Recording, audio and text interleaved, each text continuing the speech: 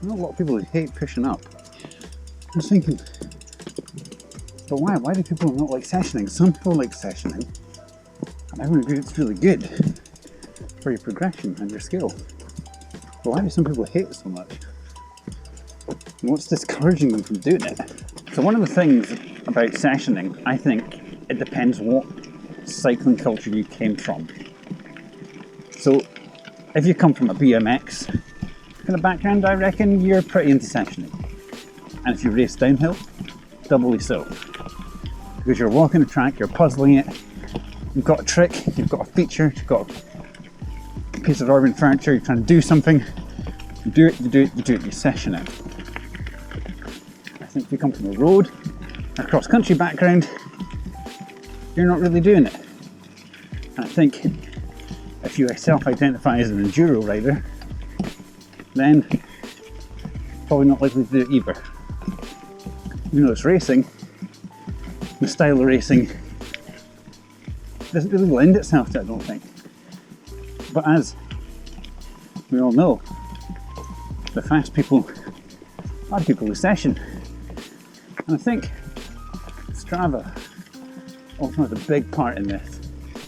Strava does not encourage the session. Strava does not like the session.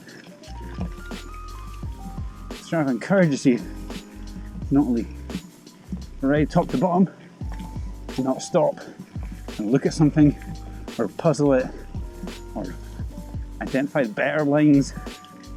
It encourages you to go top to bottom and cut corners, which is the antithesis of sessioning. Is it the only thing to blame? No, but I think it amplifies it. I think it encourages people to not to. If people have come to cycling later or rediscovered it as an adult, that kind of playing in the woods with your friends on a jump or on a BMX down at a park, that probably isn't in your cycling story. It does something psychologically to your riding. Not for everyone, but for enough people, I think.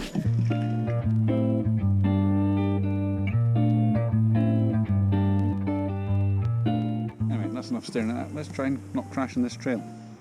Done it a few times, never cleaned it on the hardtail. So, is today the day? Probably not. Let's find out. By clean, I mean just not crash in this first section. I'm going to be sessioning second session, otherwise I'd be a hypocrite. I'm a hypocrite anyway, but here we go. Let's see what happens. Either way, I'm not going to show it to you for very good reasons, because the gimbal is broken. So you'll just have to take my honesty at the bottom that this is a PB and I lost the GPS signal, so Strava wouldn't have it anyway. Not that we care about that. But you know, it was the best ever. Just saying. You can't prove me wrong. But I can't prove me right either. Anyway, I'll get to the bottom, see if I die. The whole sessioning thing, it's just practice. And there are different skills that we need to practice as riders. To be good, competent riders, being able to ride safely, what we want to ride, how we want to ride it.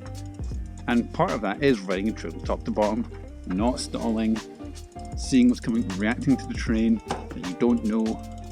And some of it is drilled in muscle memory skills, like taking drops, doing jumps, hitting kickers, off camber, stuff like that, turns.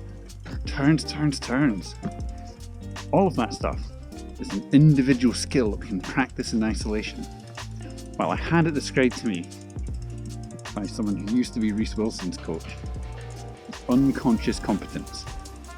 So we have conscious practice, where you take a skill, like cornering, and you drill it over and over again until you're just doing it, you're not thinking about it. And then you start to progress, you can start to go faster, you start to think about how you can do it better.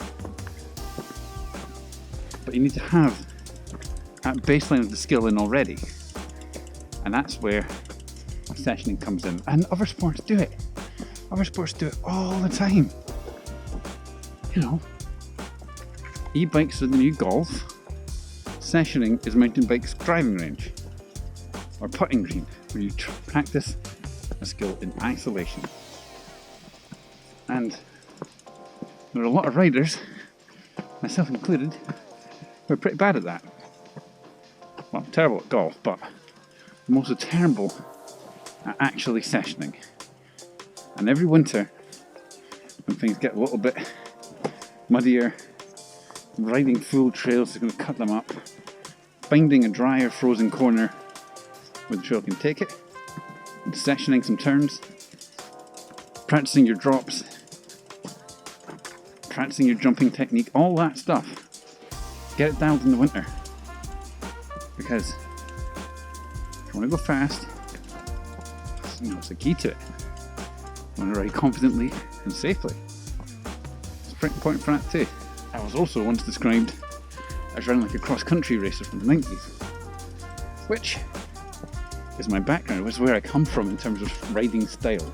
Not competitively, but that's what I rode. I rode cross-country style stuff, and what I rode has gotten gnarlier over the years. Which means my skills have to improve to match the capabilities of what I'm riding and the terrain I'm riding.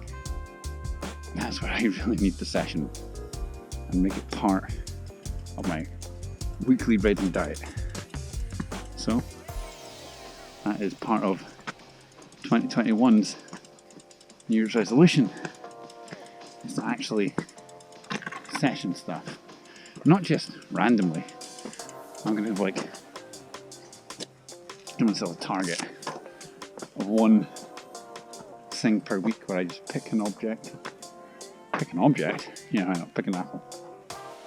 Or pick a feature, type of riding technique, and session. Ideal for in the evenings.